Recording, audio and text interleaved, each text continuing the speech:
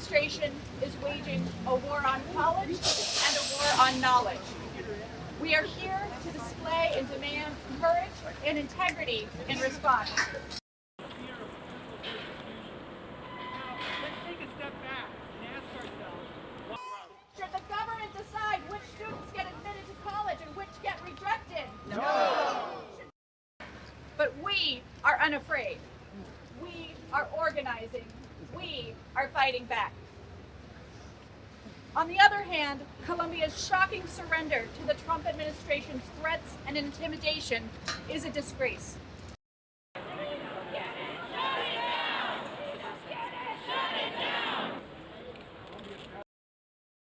why do autocrats fear higher education? Why are they so hostile to the free expression of ideas?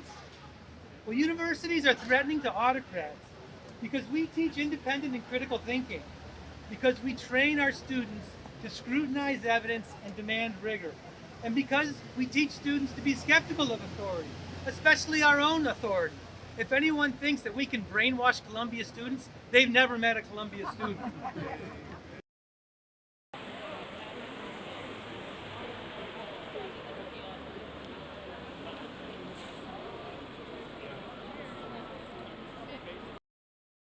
I would like to end by sharing the words of a medical center colleague who asked me to.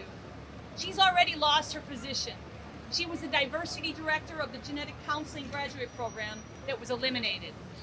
She says, "We must not cage to fragility and fear and realize how interconnected we are. First they came for the pro-Palestinians. Then they came for all the marginalized DEI people. Then they came for the scientists. And now for Mesas. Who will they come for next? Let us all see clearly that their goal is oppressing the voices of anyone who threatens their powers. We must stand up for diversity, we must stand up for self-governance, and we must stand up for science."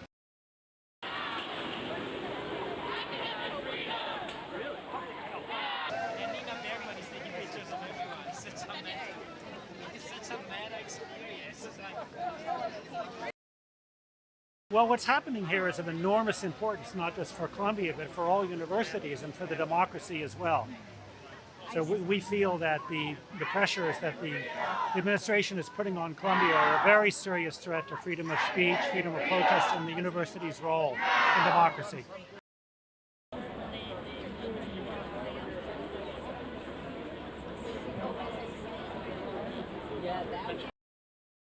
Well, all week we were waiting for some sort of reply from Columbia, and what came out from the president's office was very disappointing, and we felt a betrayal of the values that Columbia has historically stood for.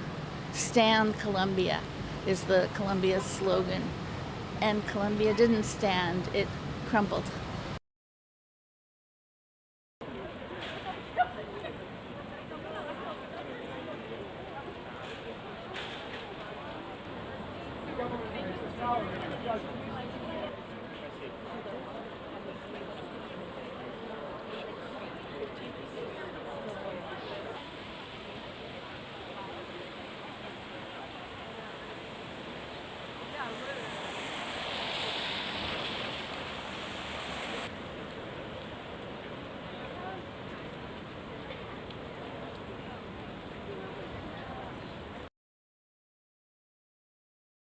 I think Columbia is going back on every ideal that it was built on, and the thing is, they keep preaching about democratic values and free speech and whatever like Columbia teaches us, which is quite great. It's why one of the reasons why I applied here, and I believe I love this school. Is why it's so famous, and every value it seems to uphold is just completely broken. It's just complete hypocrisy, I think, and I think it really has to.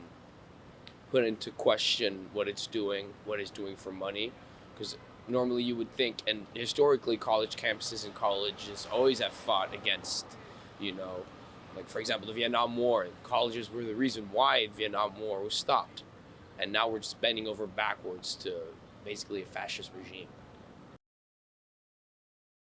I was thinking about wearing a mask today because I'm feeling a little under the weather, and I'm like, I don't know. I know that a lot of students are wearing masks today in protest, which I think is a great idea. just for everyone to wear masks instead of, so.